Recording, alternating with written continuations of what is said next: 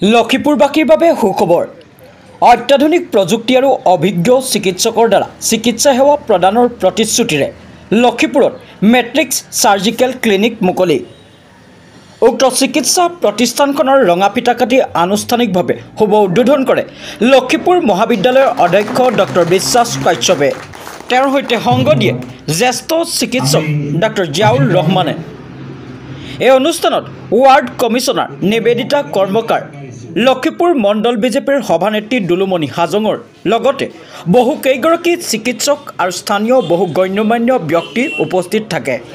Matrix surgical clinic নামৰ চিকিৎসা প্ৰতিষ্ঠানখনৰ gall bladder stone, appendix, piles, tumour, ulcer, hernia আদি ৰোগৰ উন্নতমানৰ চিকিৎসা প্ৰদান কৰিব অভিজ্ঞ চিকিৎসক MBBS MS জেনেৰেল এণ্ড লেপাৰস্কোপিৰ চাৰ্জন ডক্টৰ শাহিদুল শইকীয়াই।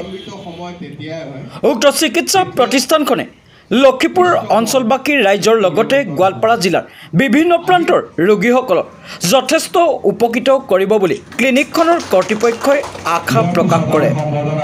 অধিক জানিবলৈ যোগাযোগ কৰক 9365333688 অথবা 99572083332 নম্বৰত।